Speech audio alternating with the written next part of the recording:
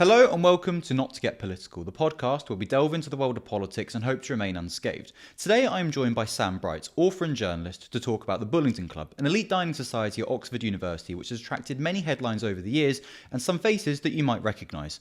Sam, thank you so much for coming on. What is the Bullingdon Club? So the Bullingdon Club is a notorious elite society, or elitist, I should say, society at the University of Oxford. It essentially practices privilege and debauchery in the most ridiculous and sordid of ways. So it only accepts male members from three elitist private schools, Eton, Harrow and Westminster. And the boys essentially play at being world king for a while they're at university, and they go around the various eating and drinking establishments of Oxford and trash the place, act the fool, and then leave a wad of cash on the table as a sorry note to the poor waitresses and waiters who have to pick up the mess. And the book is an analogy that's exactly what's been happening to the country. In the same way that they've ransacked the restaurants, they've ransacked Britain. So how long has this society been going on for? Over 100 years. This is a British institution. Famously, members of the royal family were part of the club and were forced to drop out. I think it was Edward who abdicated. Though cut that out if I'm wrong. But members of the royal family who were actually forced to drop out because of the club's reputation, even in the 20th century when codes of conduct were perhaps a bit more civil and restrained, the Bullingdon Club has, for well over a century, has been the heart of ostentatious privilege and debauchery at the heart of the British establishment, which has filtered through plenty of people into positions of political and economic power once they've graduated from the society and the University of Oxford. Because obviously there's that infamous photo that was taken in the 80s and there's quite a few recognisable faces. Can you talk us through who we might recognise in that photo? Yeah, well, you'll see several early iterations of people who've been in charge of the country in recent times. So you'll see Boris Johnson, famously with his plume of blonde hair, very distinguishable from the crowd. You'll see George Osborne, the former Chancellor, notoriously the austerity Chancellor, who cut public services brutally for the vast majority of people. He went to St Paul's School, and in fact he was called an oik because St Paul's, one of the poshest private schools in the country, apparently isn't posh enough for the Bullingdon Club. And then you'll see his social superior and political superior, David Cameron, who is also in that notorious picture, who, of course, became Prime Minister, not too long before Boris Johnson, Yeah. Another fellow Old Etonian, former Bullingdon Club member. So it's a very shallow gene pool, the British political aristocracy, as our social aristocracy is as well. And some of the other people in that photo, am I right in thinking that the co-founder of Ocado was at one point in the Bullingdon Club? I'm not 100% sure, but I would not be surprised. You see the heads of our military establishment. You see, in fact, the head of our religious establishment, the Archbishop of Canterbury, went to Eton, if not the Bullingdon Club. It's not just the political establishment that is drawn from the Bullingdon Club. They have fingers in a multitude of different pies through which British society is organised and through which we, experience the modern world. So how have they been able to get to where they are today if they've been part of this club that have engaged in such debauchery and vile behaviour? Well, it's interesting, and it's, probably a study that historians should embark on. I touch on it in the book. I think part of it is an innate social deference that we all hold in one way or another, unfortunately, towards the aristocracy.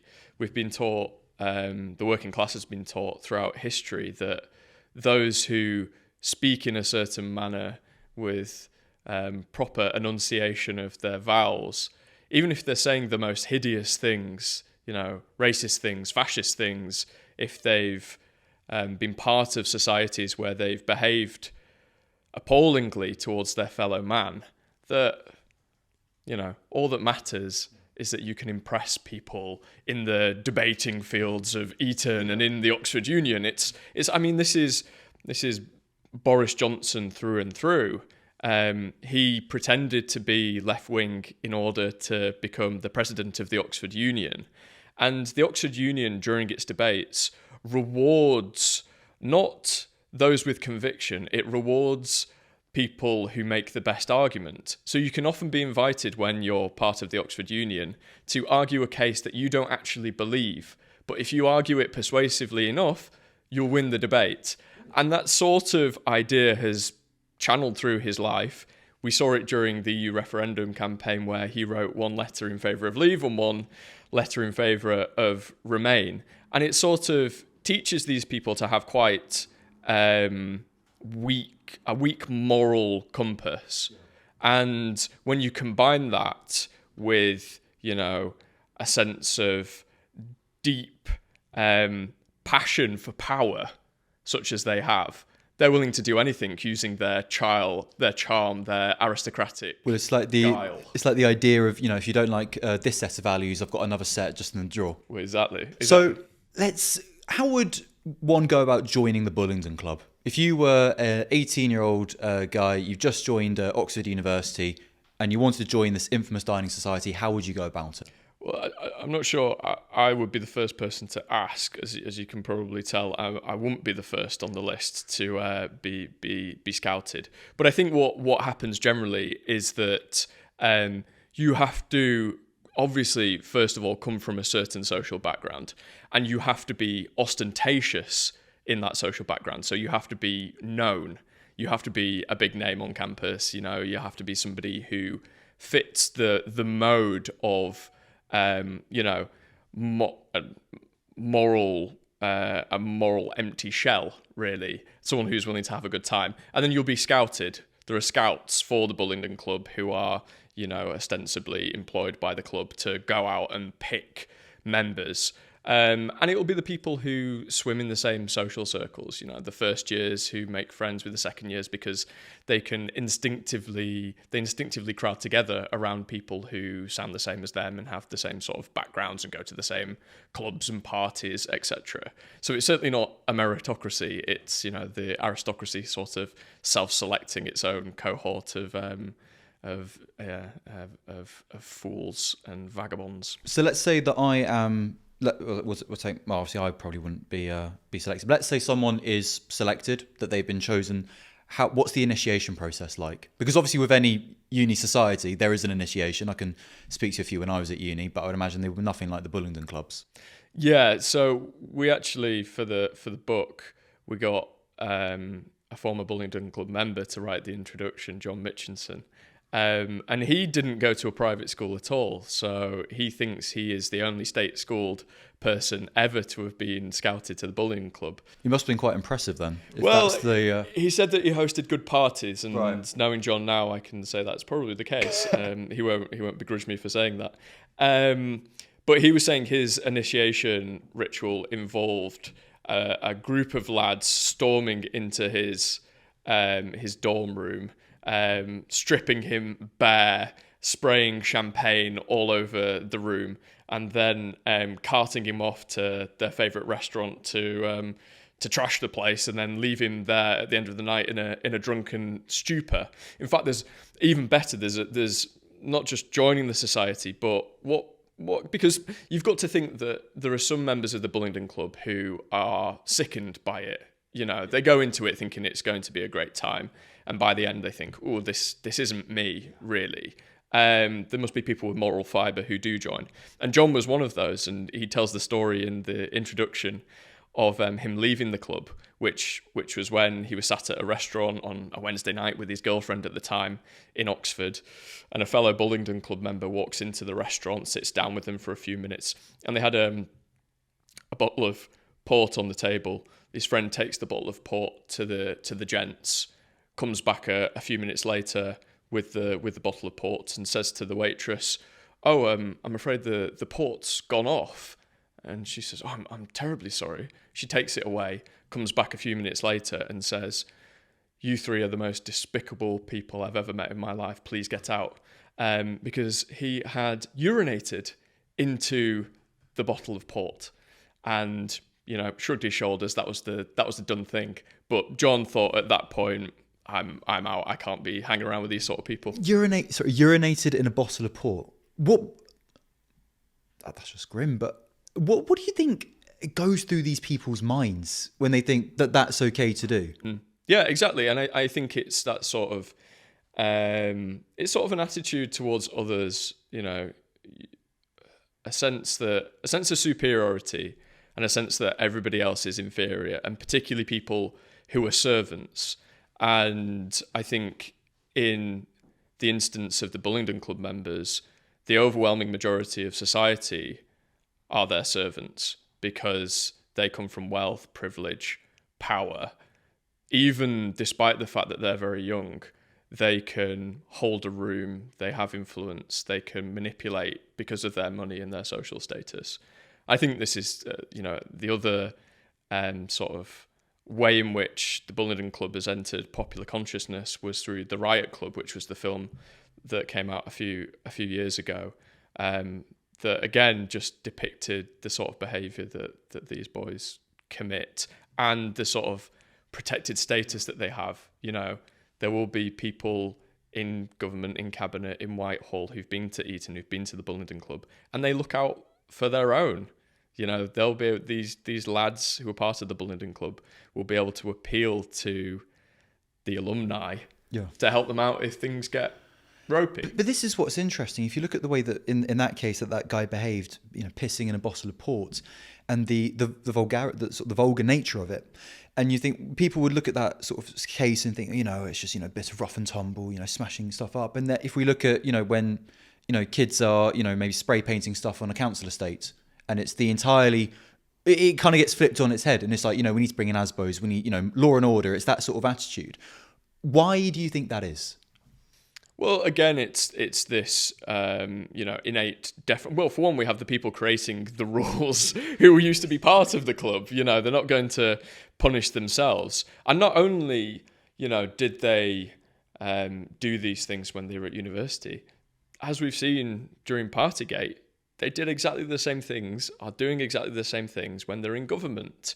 There've been multiple stories recently about not just Boris Johnson's administration, but Liz Truss's. Liz Truss is a comprehensive school girl, originally from she was schooled in Leeds, and yet even she has bought into this mindset because it is all pervasive within the Conservative Party, the Bullingdon Club ethos, right? And we've seen stories of reports of traces of cocaine being found at Chequers when she was Prime Minister, of the it wasn't the pyjamas, it was there was something, an item of clothing was stolen, or not stolen, it was taken from the premises and they didn't want to. I know the case that you're referring to, but I don't know what precisely was taken. But I think it was dressing gowns. Actually, I think it was dressing gowns were stolen from Chequers. The sort of the rumours about the behaviour of people in Liz Truss's operation tells exactly the same story as Boris Johnson and David Cameron, etc., which shows that fundamentally they still have the Bullingdon Club mentality when they grow up, when they're making laws. And so that filters down through how they treat society, both in terms of the people who they see as their social equals, and particularly the working class, who they continually want to punish while they pretend to be world kings and queens. One of the initiations that I've heard of with the Bullingdon Club that's been described is burning a £50 note in front of a homeless person. Is that true? So, well, it's actually front cover of the book is the burning 50 quid note. So this, it has to be said, is a rumour that is pretty well substantiated rumour. It came out through a very well connected editor at the Daily Mail who reported on the fact that not too long ago, actually, this isn't in distant memory, not too long ago, that this was one of the new initiation rituals, that you would be burning a 50 quid note in front of a homeless person. It has to be said, with a lot of stories about the Bullingdon Club, we know, the sort of high ticket items through repetition. We've had scouts come out and say, the trashing of restaurants happened, the hiring of prostitutes, for example. John Mitchinson has corroborated that with his stories of, he called it, they considered it to be petty vandalism when they went out and trashed restaurants. It wasn't seen as a big thing. But a lot of the rumours are protected by this, what they call Omerta, which essentially is that they all agree not to gossip about the organisation while they're there and for the rest of their lives once they've left. And so this means that you essentially have a clandestine organisation where they're behaving appallingly, and yet we sort of hear rumours and speculation that we can fully believe to be true, and has been reported in fairly credible ways, but we can't. We don't have the video. Have the video evidence to prove it. How did they buy each other's silence? How do they do that? Well, it's a good point. I think it's really one in, all in. I think that they know the whole thing would crumble if it became, I guess it's mutually assured destruction, actually, isn't it? That they all have material on each other. They all have compromat that if a story did make its way to the student press, or more likely the national press, that the nuclear warheads would be flying in every direction, and no one would be left unscarred. So I think the initiation ceremony plays a really important part in that, because I think you have to do something so abhorrent in that initiation ceremony that means as soon as you join the club, you are part of that mutually assured destruction, that everybody else has got that documentary evidence that they can hold over your head. And that must be quite repressive, actually, for the members of the club, that they've got this band of brothers who actually have material on them hanging over them for the rest of their lives. I don't sympathise with them, but it's, quite, you can see how that would twist their emotional... Well, it's what you mentioned, because when I've seen, David Cameron, Boris Johnson, David Dimbleby as well, when they've sort of talked about it, on the face of it, they seem to express this regret. But then you look at the policies in the case of Johnson and Cameron that they've introduced, and it's, as you said, it's like this. Well, this is how you've been brought up to believe. This is what you aspire to do. There doesn't seem to be that regret. The clip I'm thinking of with David Dimbleby was when Boris Johnson was on the Question Time panel, and the Bullingdon Club came up. And Johnson points at Dimbleby and says, Dimbleby, he was a Bullingdon man as well. And you can see sort of Dimbleby, this respected figure in British media and covering elections, this look of shame on his face that he was part of this society and that he likely indulged in sort of similar activities.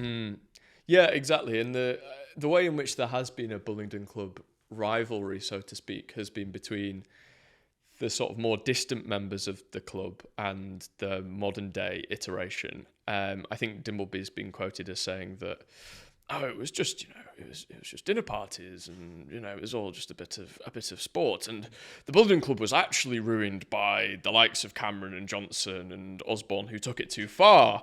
And it's part of that you can believe, because you look at Johnson versus Dimbleby, and like you say, Dimbleby has quite a lot of respectability and certainly a lot of public spirited ethos. Yeah. But also you wonder how much of that is just rewriting the record and trying to paint yourself in a good light. I guess that's like with any sort of, you take a look at with David Cameron, for example. I'd say over the last few years, he's kind of, his position and what he did to the country has sort of been revised really because of how bad his predecessors has been, with the likes of Johnson, Truss, Sunak. May, to a certain extent as well, has also gone through a similar thing. It's like both Cameron and May have kind of been rewritten really, and sort of because I think they both backed Remain, for example, that they're kind of seen in a bit more fonder light than say the others that have come after them. Yeah, and I think that's one of the sort of worst revisions of modern British political history. Cameron was, I'd say he's probably the most radical Prime Minister of the past 13 years. He cut local government spending by half, like just slashed it. And expected the public services to stay the same. Exactly, to deliver at the same rate. He was, the brainchild of Brexit. we forget this now, but he cut the top rate of tax in the same way that Liz Truss did. He was a radical where the state was concerned, where taxation was concerned, where Brexit was concerned, begrudgingly. And in fact, he's even more of an archetype of a Bullingdon Club man than Boris Johnson is, because Cameron can conceal it a lot more effectively than Boris Johnson can. Like, everybody knows that Boris is, elitist, and he plays into that, whereas Cameron is a PR man, and Cameron kind of tries to portray himself. I mean, Cameron's slogan was, hard-working people, or we're all in this together. We're all in this together, and people swallowed it.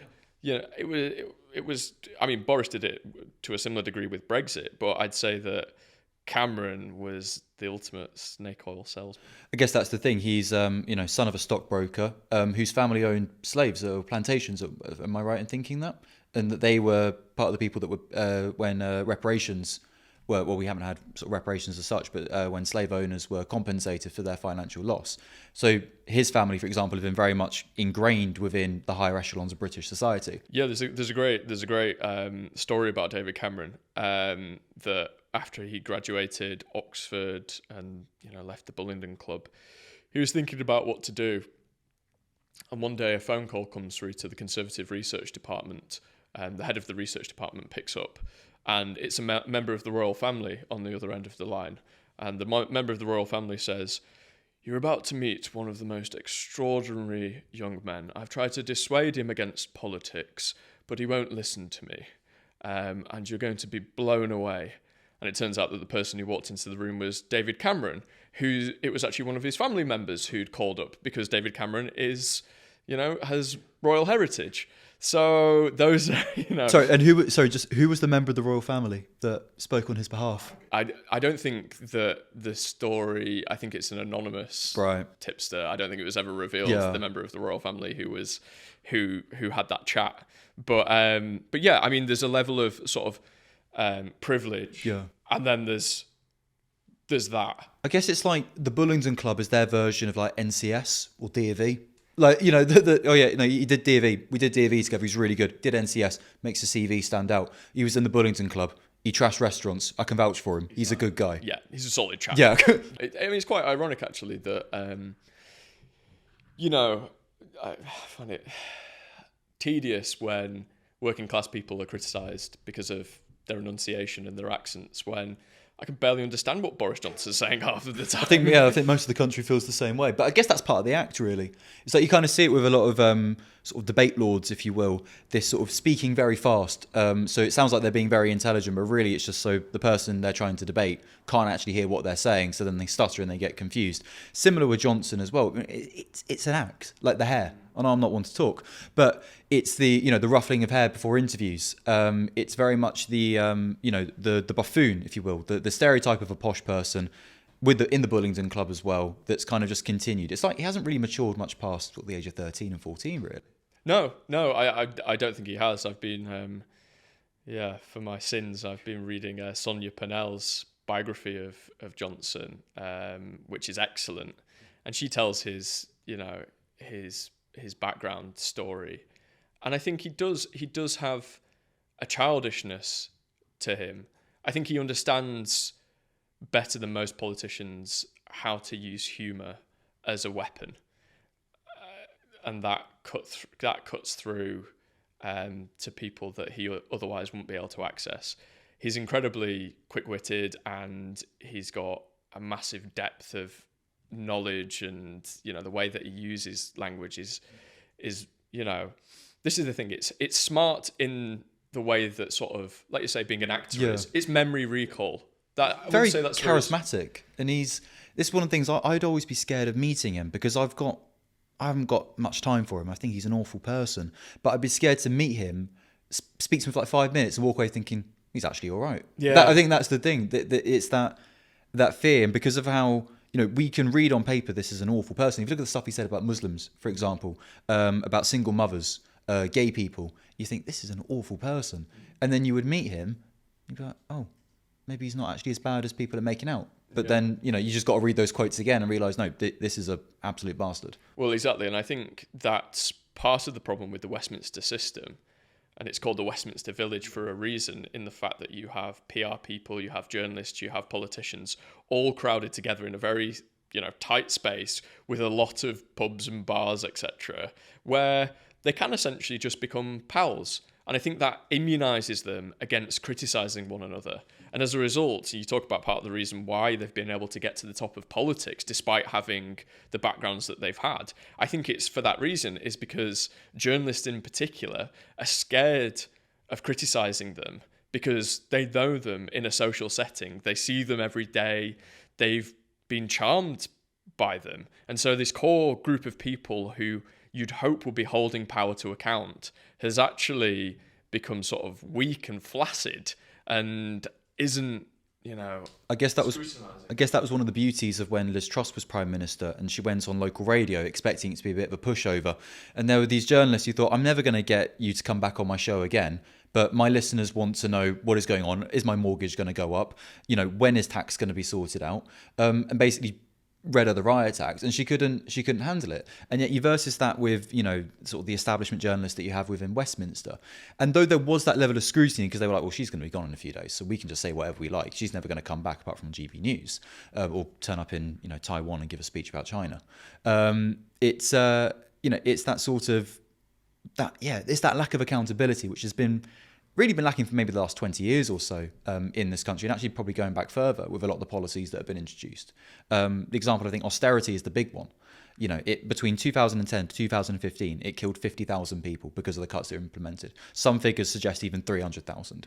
And yet no one, like David Cameron, as you say, or George Osborne, they haven't been held accountable or dragged in front of an inquiry to really explain themselves as to why they did what they did. Yeah, exactly. I mean, I've spoken a fair number of times in recent years to Sir Michael Marmot, who's a public health academic, world revered. He was commissioned by the new Labour government to study health inequalities just before the coalition came in. And he did a report 10 years after his first report, so in 2020, into what the causes were of grave social and health inequalities in this country. And he said that austerity had been the biggest factor in sending health backwards in this country, and that all the social determinants of health, so poverty, access to healthcare, education, etc., had all gone backwards over the previous 10 years. And this is a guy, immensely well respected in his field. That it's not just us as angry commentators waving our fists on a podcast.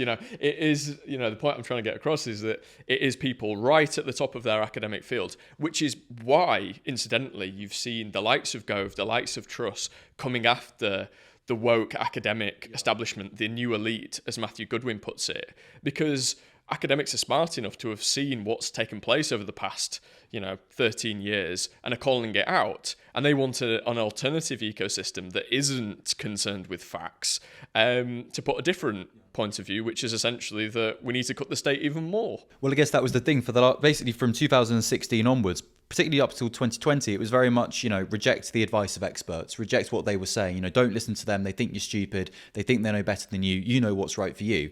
Come 2020, COVID comes along, and now it's like, all those experts that we told you not to listen to, you need to listen to them. By that time, people don't want to listen to them. It's like, well, hang on, you told us not to listen to them. You told us that they didn't know what they were talking about. They, don't have our interests at heart. Yeah. And it's like, no, but there is a respiratory virus going around, so we do need you to stay indoors, but we're not going to. Yeah. It was very much that sort of, it was kind of like the kind of had to flip it on its head really quickly. Yeah. And the damage has already been done, as we've seen. Yeah, definitely. And I think the way in which this will manifest, we've seen it manifest recently in terms of conspiracy theories, and particularly conspiracy theories around like 15-minute cities and the World Economic Socialism is when Tesco is near your house. Yeah.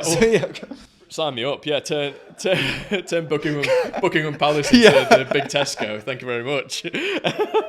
But yeah, and I think we're going to increasingly see it. The battleground will be climate change now. That will be the big way in which they try to deny science, deny the experts, will be climate change, that we shouldn't go for net zero, that actually we should be pumping a load of carbon into the atmosphere is what some of them say.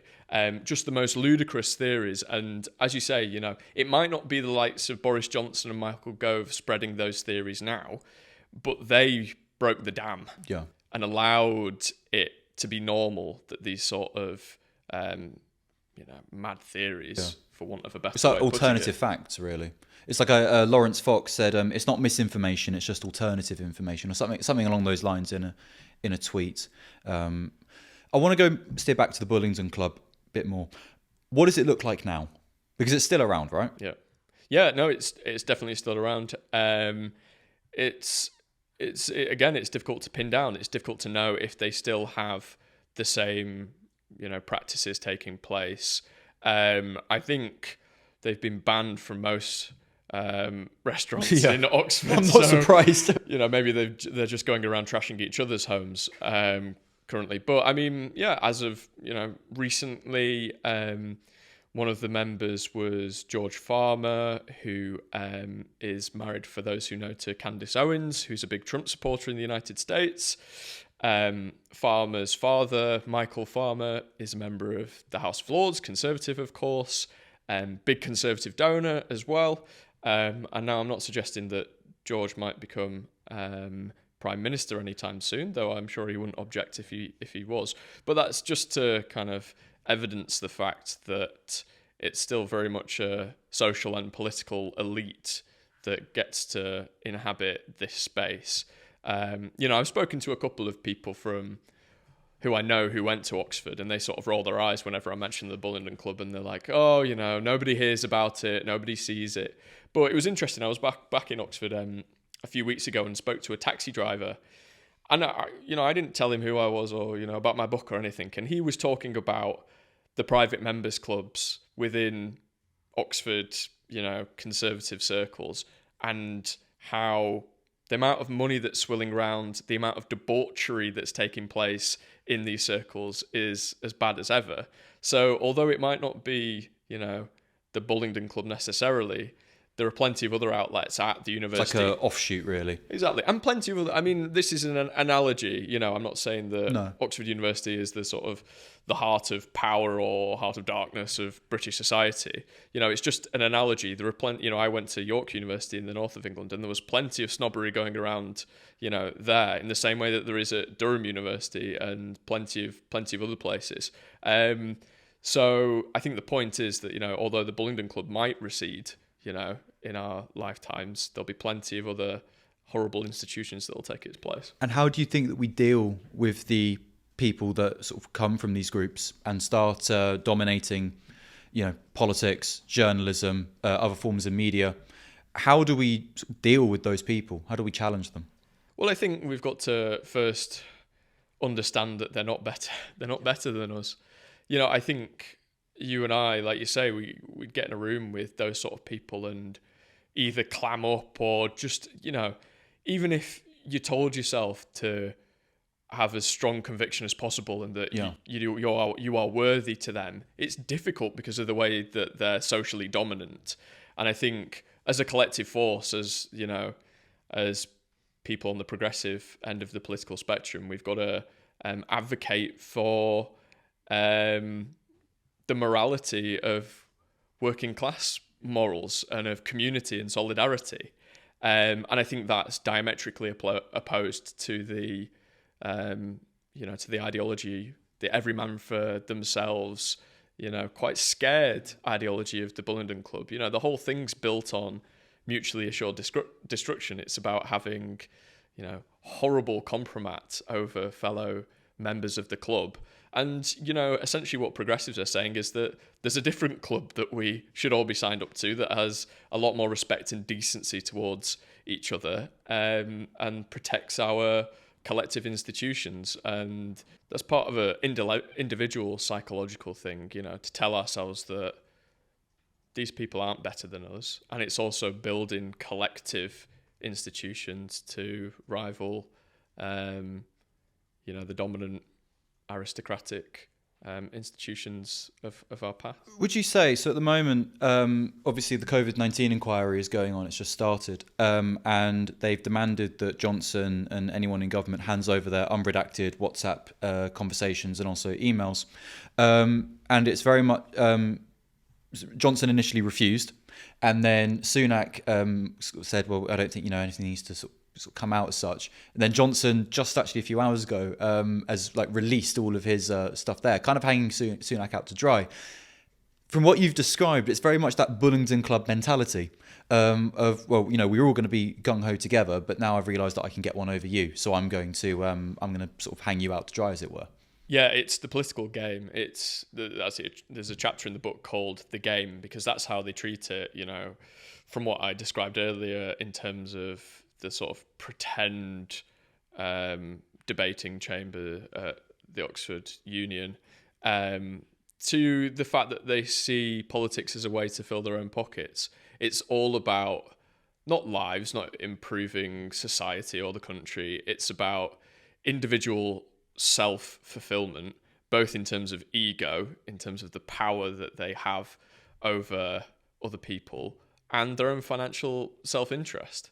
So yeah, you can see that, and that will be the case repeatedly from now until the next election. They'll be fighting like rats in a sack. The problem is that Westminster creates those sort of conditions among every party, which is why I really hope, for all the flaws of Keir Starmer's shadow cabinet, I hope he has some sort of consistency with the people who are on that front bench, because I think people look at politics currently and think, God, I just can't keep, like, how can someone who is in education 1 minute, how can they feasibly be in charge of like the military? It's such a weird thing, like reshuffles. It's like, can you imagine any other job where that would be the case? Like if you were a surgeon and you messed up big time, you wouldn't be like, well, you know, I'll just have a stint as a cleaner for a bit and then I'll just go back to my old job. Yeah, but you wouldn't do that. You'd be put in front of a panel and made to be held accountable for what you've done. Exactly. And it's not like going from the top level of one job to like the bottom level of another. They're going from the top level. They're like having a top level job, messing up, and then they're getting put in another top level job. Yeah, like you say, no other part of society is that the case. And yeah, politics is unique and that happens, and you've got a limited pool to choose from.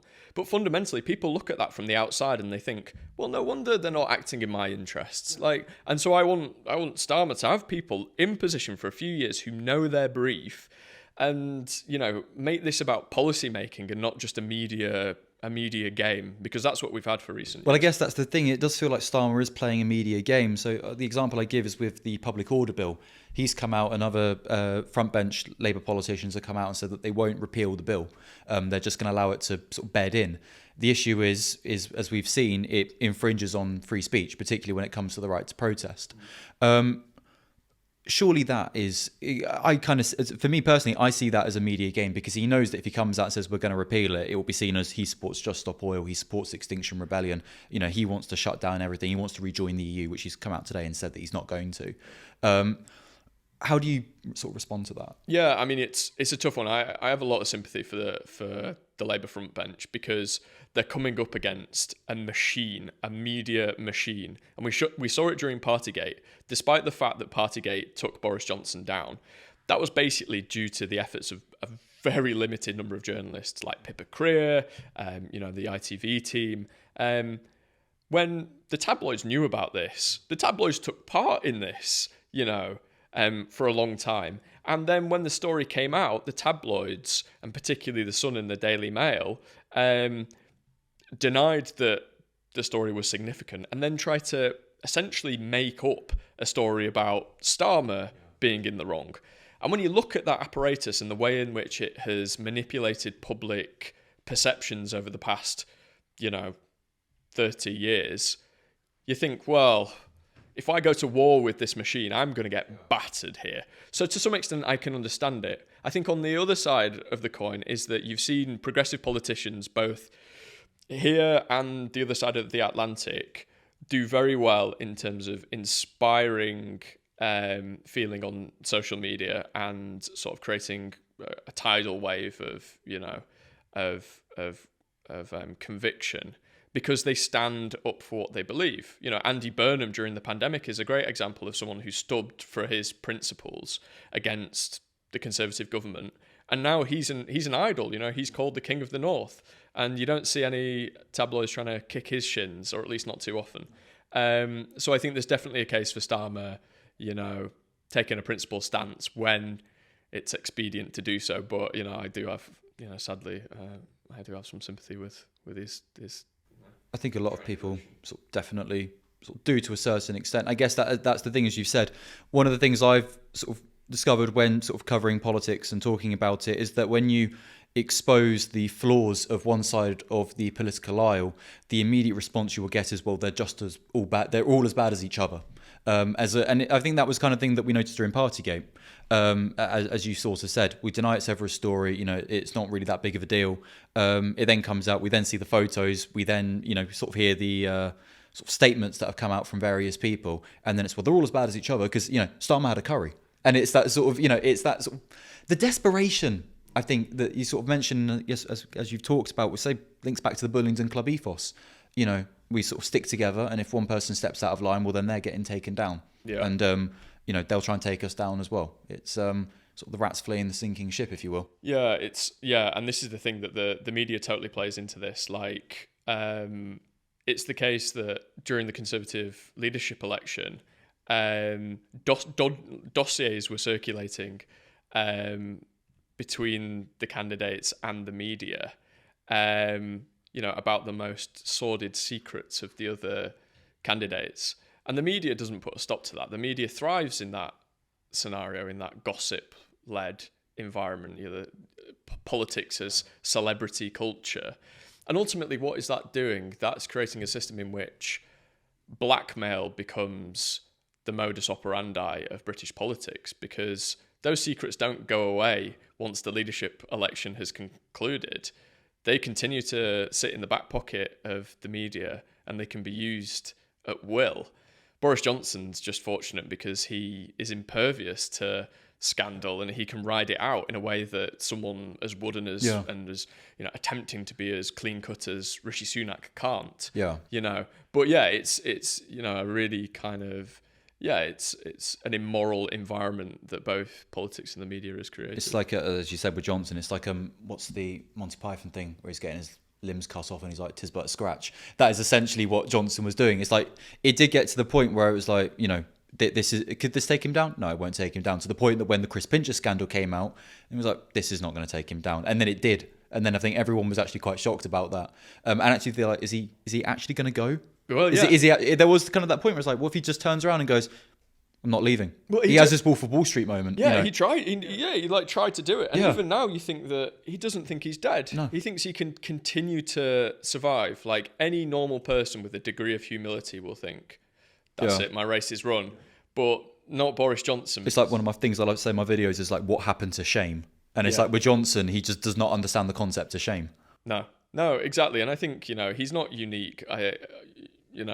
He's certainly got the biggest ego in politics at the minute, but there are plenty more who try to emulate him. Who would you say is his biggest rival in that sphere? Well, I actually think, what you mean in terms of ego, or in terms of challenging the Tory throne in future? I would say, let's say both.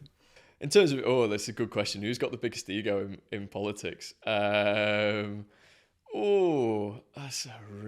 a cracker, I tell you. I'd say Suella Braverman is really quite high up there, because I don't think you could say or believe the things that Suella Braverman says without having just an immense amount of arrogance to think that you're right, because it's not based on fact or logic or any sort of level of human decency. So it's got to be she deeply thinks that she's correct. Well, it's like her comments about grooming gangs, for example. The Home Office's own stats disproved what she said. Yeah. Well, exactly, and that's the thing with the likes of Johnson and Braverman, is that facts don't get in the way of their egos. Their egos are all-consuming. On the point about the Tory, the future of the Tory party, I think he's cooked. He doesn't think he's cooked, but he's cooked. Like, my theory has been that, the Brexit voting red wall sent Johnson down to Westminster, despite him being, this posh boy, because he was a rogue. They liked the fact that he speaks his mind. And they sent him down to trash the way that politics had been done and to deliver Brexit. And he delivered Brexit, and then he proved himself through Partygate to be one of, the same as the rest, as you were saying. Yeah. He proved himself to be, flawed and a politician, a deeply cynical politician. And as a result, he's in the same camp as Nick Clegg when he betrayed his promises, as Tony Blair when he betrayed his promises. Boris Johnson is now a fallen hero, and he will never regain the same position that he had in 2019. And once the public turns on you, that's it. And I think he's a goner, thank God. If only his knowledge of Shakespeare could let him know that he's at the tragedy. He's at the end. He's at he's at Act 5 of his tragedy. Sam, thank you so much for coming on. It's going to sound like a silly question, but is there anything that you'd like to promote before you go? Yeah, so the book, obviously, if anyone wants to buy it, head to bullingdon-club.com and they'll be able to pick up a copy from Byline Books. Yeah, thanks for having me on. And to all of you listening and watching, thank you so much for the kind words that you've been sending in, and we will see you for the next one. Thank you.